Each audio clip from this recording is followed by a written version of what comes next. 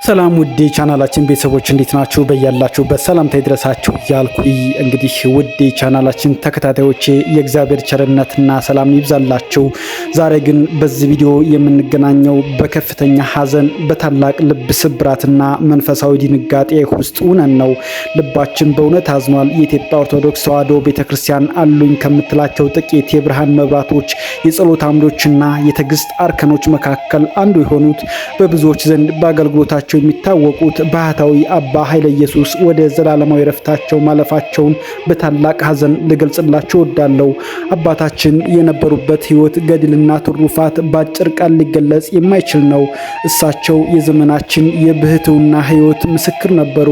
ከዓለማዊ ግርግርና ከከንቱ ፍላጎት ራቅ ብለው በጾም በጸሎትና በስግደት ጸንተው ለመንፈሳዊ ልጆቻቸውና ለመላው ሕዝብ የሕይወት ሕያው መጽሐፍ ሆነው አገለገሉ። በዝምታቸው ብዙዎችን አስተምረዋል። በኑሯቸው ደግሞ ትሕትናና እውነትና ፍቅርን መስክረዋል። እኛን ለዘመናት በጸሎታቸው ኃይል ደግፈውና ቆመው የኖሩ አባት የሀገርና የቤተ ክርስቲያን ምሰሶ መሆናቸውን በፍጹም መርሳት የለብንም። ይህ ግን ለእኛ ትልቅ የመንፈስ ጥያቄ ይዞ መጥቷል። ውድ ወገኖች፣ አሁን የምናየው ሁኔታ የደጋግ አባቶች ሞት ነው። የቤተ ክርስቲያናችን ምሰሶ የሆኑት ለሀገር ሰላም በየዋሻውና በየገዳሙ የማይተኙት እኛን በምልጃቸው የሚረዱት አባቶች አንድ በአንድ ከመካከላችን ሲለዩ የእኛስ ትውልድ እድል ምን ይሆናል? ዛሬ እንደ ሕዝብ ሆነን ራሳችንን በፍርሃት መጠየቅ አለብን። የእነዚህ ቅዱሳን አባቶች ቃልና ተግሳጽ በጆሮአችን ሲቀርባቸው የእነሱን የትሕትና ኑሮ ለመምሰል ሞክረናል ወይ? አባቶቻችንን በጸሎት ያቆማትን ቤተክርስቲያንና ሀገር እኛስ በምግባርና በእምነት ጠብቀናል ወይ? ሞታቸው የሕይወት ፍጻሜ ሳይሆን ለእኛ ለቀረነው ትውልድ ደግሞ ጠንካራ የማንቂያ ደወል ጥሪ ነው።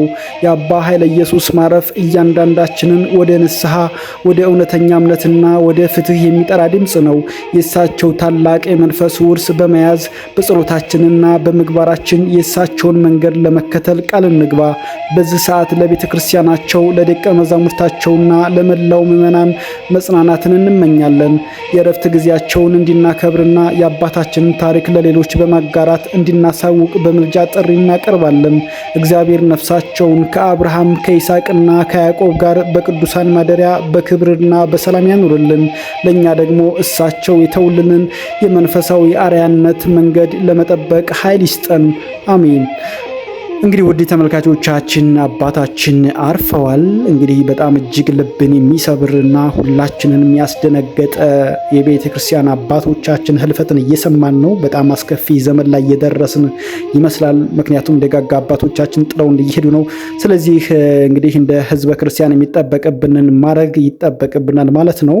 ለቤቱ አዲስ ከሆናችሁ በድጋሚ ሰብስክራይብ በማድረግና ላይክና ኮሜንት በማድረግ እኒህንና መሰል ዜናዎችን እንዲሁም መረጃዎችን ታገኛላችሁ። ቸር ሰንብቱልኝ። ለአባታችን በድጋሚ ነፍሳቸውን በአጸደ ገነት ያኑርልን። አሜን።